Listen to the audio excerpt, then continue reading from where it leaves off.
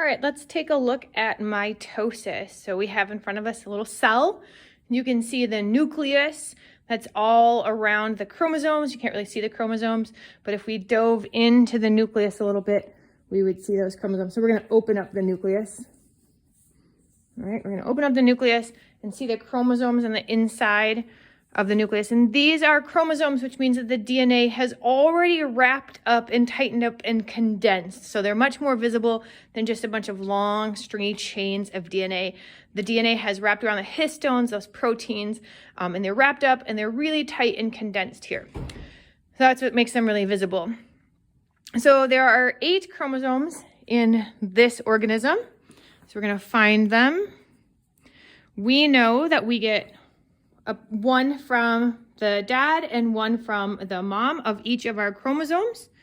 So we're going to lay them out, find their pairs. And biologists number them in any organism from size, from largest to smallest, and that's how they start to study them.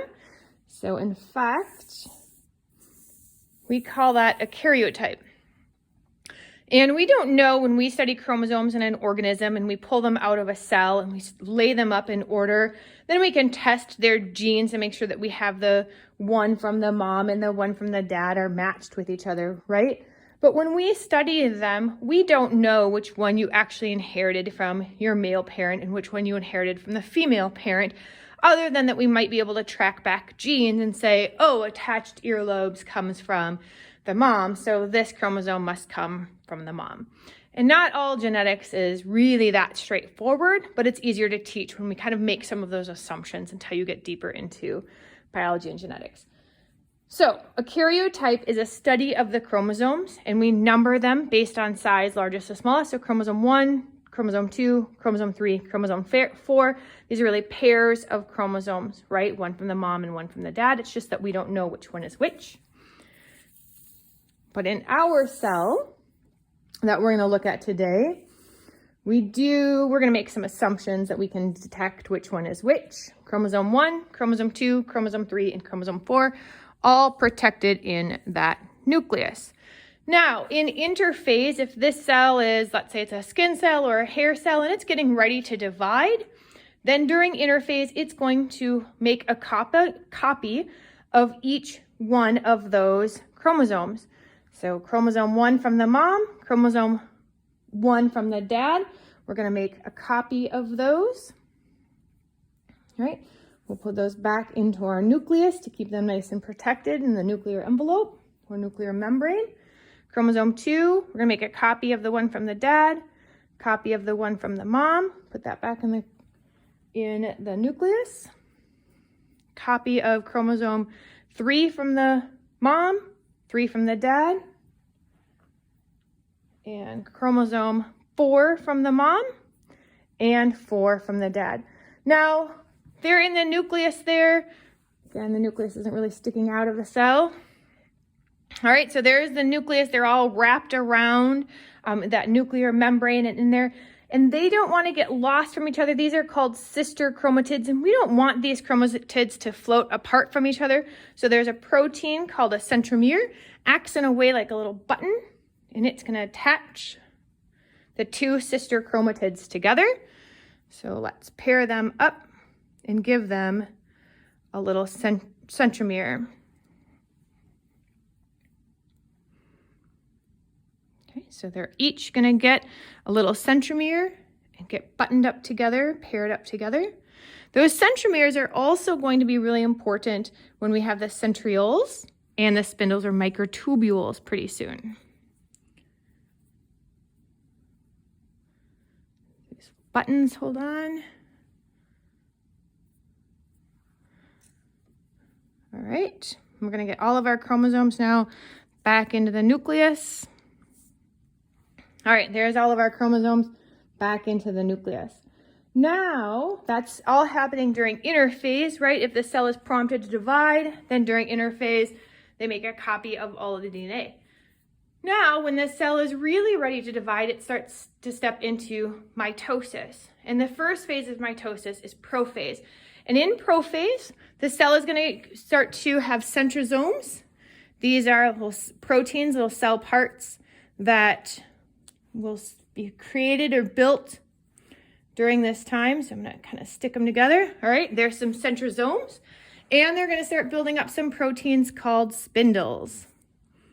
So we'll give this cell a few spindles. These are also proteins, or microtubules might be another word that you're familiar with.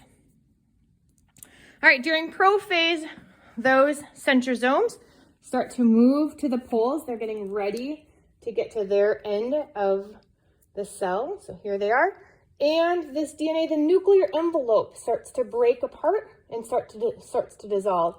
Because we have all of these things bundled and paired up, everything's pretty safe and secure, so we can start to move that nucleus out.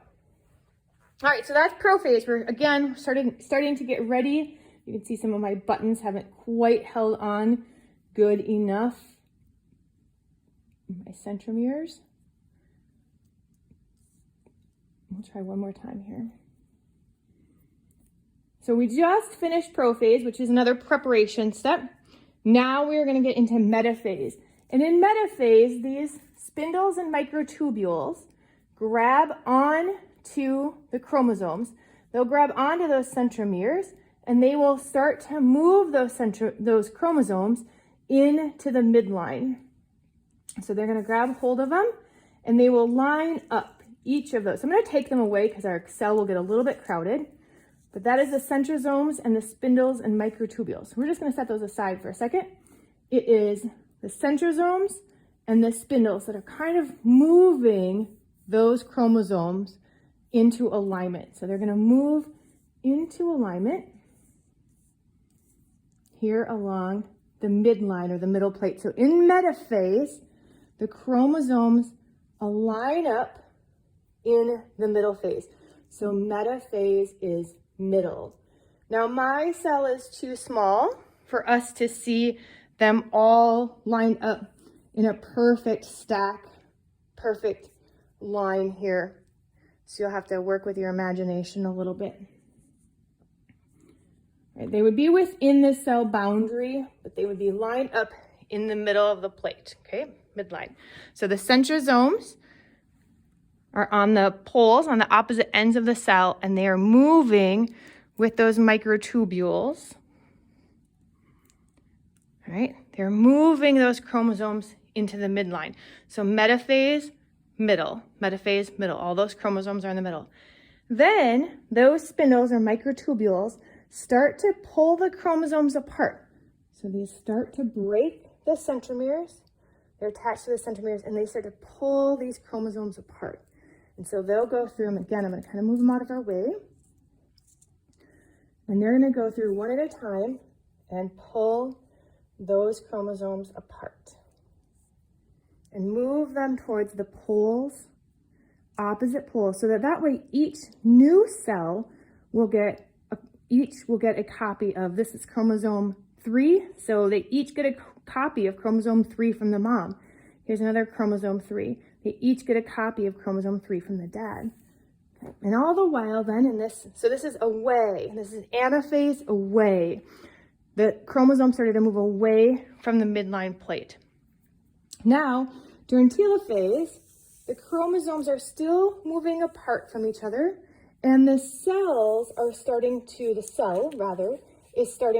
elongate, it's starting to stretch out. And the microtubules, again, are going to help with that. So your microtubules will still be in the picture here, and they're kind of pushing and pulling. They're getting those chromosomes on each of the poles, all gathered together, and they are stretching that cell out during telophase. Okay. So here we are at telophase, starting to stretch out and elongate. And then during cytokinesis, the cell membrane cuts all the way through there. A new cell membrane is formed between the two, and suddenly you have two new daughter cells. And again, just for clarity, I'm going to move that out. I'll even move out some of our centromeres. And so now in cytokinesis, where it is cut into two, that cell membrane, that cell membrane has been cut into two new cells. That is cytokinesis. And we have two cells that are exactly like the parent cell. So if we remember, we had chromosome 1 and a copy from the mom and the dad, and then chromosome 2 and a copy from the mom and the dad, chromosome 3 and a copy from the mom and the dad, and chromosome 4 and a copy from the mom and the dad. We don't need those centromeres anymore, so they're going to get dissolved by a cell organelle. And here we have chromosome 1, chromosome 2, and chromosome 3, and chromosome 4. So we have the 4 chromosomes in each cell, just like we started out. One copy from the mom and the dad of each one. And these are identical cells with identical DNA. Now, it doesn't always work out perfectly. They don't always get identical DNA. Sometimes there's an error. Sometimes there's a mutation. The more UV you've been exposed to, or certain chemicals, tobacco is one of those, that maybe will cause some of the atoms in the DNA to not quite line up and not quite bond the way that they should. And those are mutations. Now, your cells have a lot of different checkpoints and a few different ways that they can fix and repair some of those mistakes. And if they catch a mistake and they can't repair it, then it will trigger the cell to die. It'll trigger the cell to be broken down and broken up and not be able to continue to divide. But as we know, sometimes errors do happen. But this process has a lot of atoms that a lot of things could go wrong. So it's a lot of checks, but sometimes even all the checks don't work out and an error might happen. So this is the end of mitosis.